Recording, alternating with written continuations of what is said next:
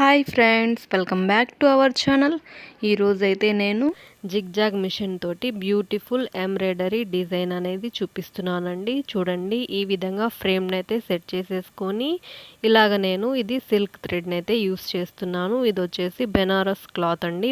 బార్డర్ని పట్టి నేను డిజైన్ అయితే స్టిచ్ చేసుకోవడం నేనైతే చూపిస్తున్నాను. ముందుగా వచ్చేసి కింద వైపు అయితే పేపర్ని ఈ విధంగా పెట్టేసుకోవాలి. పేపర్ని పెట్టుకున్న తర్వాత నేను 1 ఇంచ్ దూరంలో ఈ విధంగా నేను వైట్నర్ పెన్సిల్ తోటి డ్రా చేసుకొని దాని మీదే నేను ఈ విధంగా స్టిచ్ వెడల్పు వచ్చేసి 3 ఇంచుల దగ్గర పెట్టేసుకొని ఇలాగ నేను స్టిచ్చింగ్ అయితే చేసుకుంటున్నాను.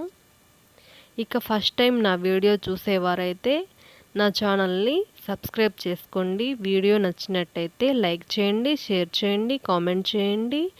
వీడియోని సబ్స్క్రైబ్ చేసుకున్నప్పుడు బెల్ బటన్ని ఆల్లో అయితే ఉంచేసుకోండి. అప్పుడు నేను పెట్టే వీడియో యొక్క నోటిఫికేషన్ అనేది మీ వరకు అయితే వచ్చేస్తుంది. నేను టైలరింగ్కి సంబంధించి, ఇక ఈ ఎంబ్రాయిడరీ డిజైన్కి సంబంధించి కుకింగ్ వీడియోస్ అన్నీ కూడాను ఈ ఛానల్లో అయితే నేను పెడుతూ ఉంటానండి. వీడియో నచ్చినట్టయితే తప్పకుండా సబ్స్క్రైబ్ చేసుకోండి ఫ్రెండ్స్.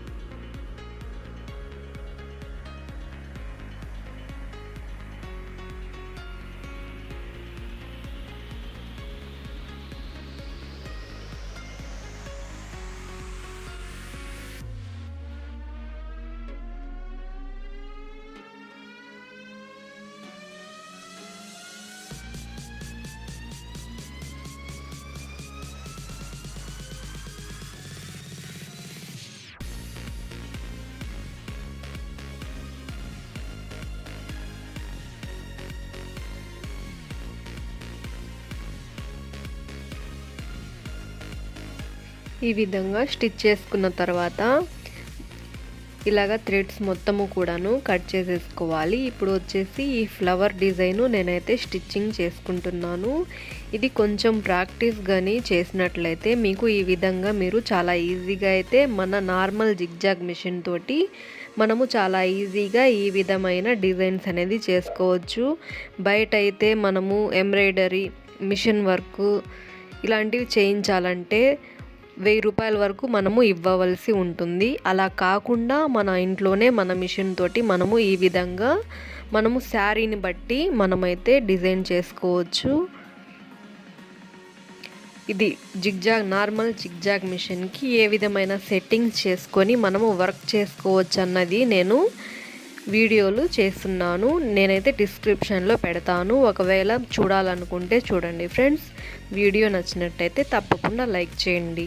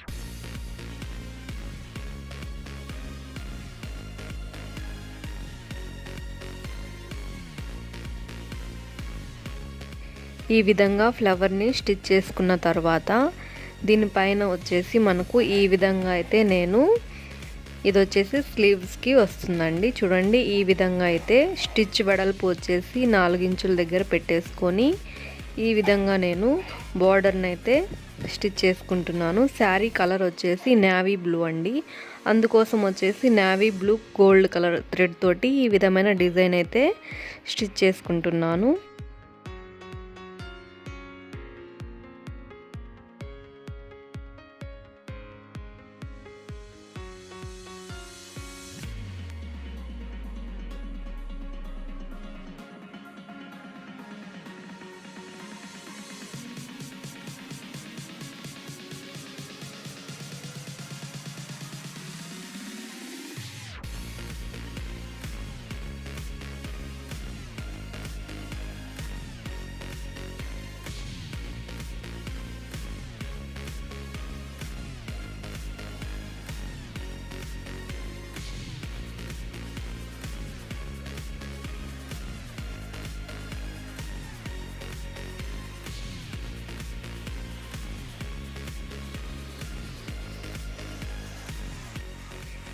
ఈ విధంగా కంప్లీట్ అయిపోయిన తర్వాత ఈ బాక్సెస్లో నేనైతే ఒక బాక్స్ వదిలేసి ఇంకొక బాక్స్లో ఈ విధంగా నేను పానీ వర్క్ అయితే స్టిచ్ చేసుకుంటున్నాను. చూడండి, ఈ విధంగా వైట్నర్ పెన్సిల్ తోటి మీకు అర్థమయ్యేందుకైతే ఈ విధంగా సన్నగా డ్రా చేసేసుకొని దాని మీదే వచ్చే విధంగా ఇలాగైతే స్టిచ్చింగ్ చేసుకుంటున్నాను.